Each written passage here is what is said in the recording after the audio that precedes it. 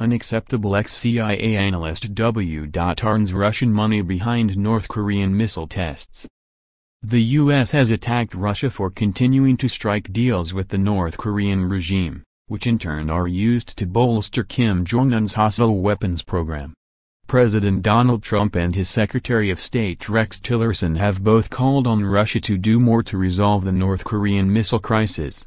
Fleitz, an ex-CIA analyst, has claimed that Russia's involvement in North Korea is absolutely unacceptable and America will respond appropriately.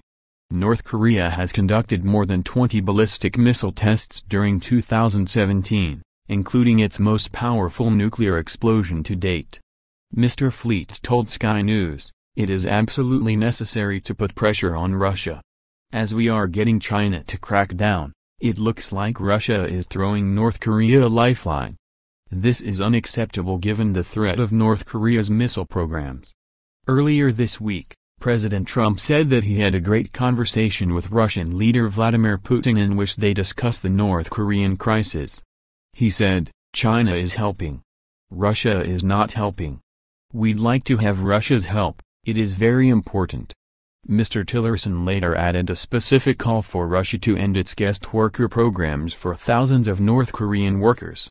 The U.S. diplomatic chief points to evidence that North Koreans work in Russia under a system that forces them to send most of their earnings back to the regime in Pyongyang. The Secretary of State's remarks is the latest attempt by the Trump administration to persuade countries to isolate North Korea by kicking out diplomats and cutting economic ties. Mr. Tillerson said this Russian cash is used to help fund the country's nuclear and ballistic missile programs. He told the UN Council, continuing to allow North laborers to toil in slave-like conditions inside Russia in exchange for wages used to fund nuclear weapons programs calls into question Russia's dedication as a partner for peace.